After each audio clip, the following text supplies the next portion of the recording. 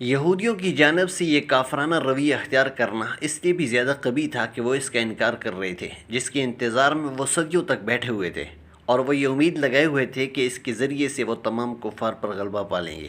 یہودیوں کا عقیدہ تھا کہ اس آنے والے نبی کے ذریعے وہ فتح و نصرت حاصل کریں گے، اور جب وہ اس کتاب کی تصدیق کرتے ہوئے تشریف لائے جو ان کے پاس پہلے سے تھی، تو انہوں نے کفر کی راہ اختیار کر لی۔ اور اب جو ایک کتاب اللہ کی طرف سے ان کے پاس آئی ہے، اس کے ساتھ ان کا کیا برتاؤ ہے؟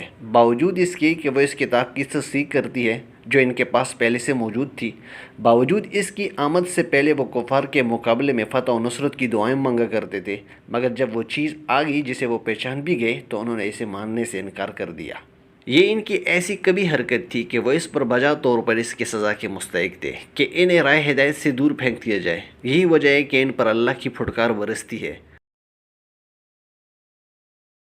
کیا بری ہے وہ قیمت جس سے یہ اپنے نفس فروخت کرتے ہیں کہ جو ہدایت اللہ نے نازل کی ہے اس کو قبول کرنے سے صرف اس ضد کی بنا پر انکار کر رہے ہیں، لہٰذا اب یہ غضب کے مستحق ہو گئے، اور ایسے کافروں کے لیے سخت ذلت آمیز سزا مقرر ہے۔ انہوں نے اپنی جان کی قیمت کفر کو قرار دیا۔ انسان اپنے آپ کی کم و بیش کوئی نہ کوئی قیمت لگاتا ہے، اور اگر وہ اپنی ذات کو کفر کے عوض فروخت کر دے تو یہ اس کے لیے سخت خسارے کا سودا ہوگا۔ اور اسی طرح دنیا میں انہیں یہ خسارہ ہوا کہ وہ اس قابل احترام قافلہ ایمان کے ممبر نہ بن سکے۔ اللہ نے اپنے فضل یعنی وحی و رسالت سے اپنے جس بندے کو خود چاہا نواز دیا، اور آخرت کا خسارہ یہ ہوا کہ نہایت ذلت آمیز عذاب ان کے لیے منتظر ہے، کیونکہ ان کا آخری خاتمہ کفر پر ہوا اور اپنی پوری زندگی میں انہوں نے کفر ہی کمایا۔ انہیں اس روش پر جس چیز نے مجبور کیا وہ صرف یہ تھی کہ ان کے دل نبی صلی اللہ علیہ وسلم کے ساتھ حسد سے بھرے ہوئے تھے۔ ان کا یہ خیال تھا کہ نبی آخر الزمان ان میں سے ہوگا، لیکن اللہ تعالیٰ نے اسماعیل علیہ السلام کی اولاد میں سے محمد صلی اللہ علیہ وسلم کا انتخاب فرمایا۔ یہودی اپنے دلوں میں یہ حسد پیدا کرتے ہوئے یہ برداشت نہ کر سکے کہ اللہ اپنے فضل و کرم اور وحی و رسالت سے جسے چاہے نواز دے۔ ان کا یہ طرز عمل ظلم اور حد سے تجاوز کرنے والا تھا، اور اس ظلم کی وجہ سے یہ لوگ غضب کے مستحق ہو کر لوٹے۔ یہودیوں کے اندر اس قسم کا جو ایک خاص مزاج پایا جاتا ہے، یہ احسان فراموشی کا مزاج ہے، اور جو لوگ یہ مزاج رکھتے ہیں وہ شدید ترین تعصب کے محدود دائرے میں خود غرضانہ زندگی بسر کرنے کے عادی ہوتے ہیں۔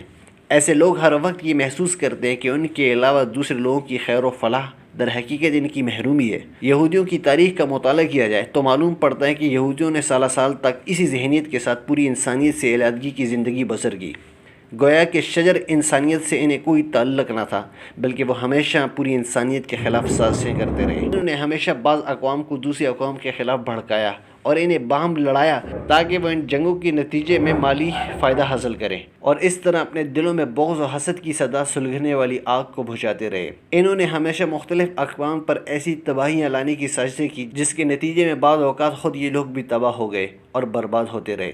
شر اور فساد کا یہ طویل سلسلہ ہمیشہ اس لیے بپا ہوا کہ یہودیوں کے دل انسانیت کے خلاف حسد و بغض سے بھرے ہوئے تھے، کیونکہ یہ لوگ انتہائی خود غرضانہ ذہنیت کے مالک تھے۔ اللہ تعالیٰ مجھے اور آپ کو اس قرآن پر عمل پیرا ہونے کی توفیق عطا فرمائے۔ وما علینا الا البلاغ۔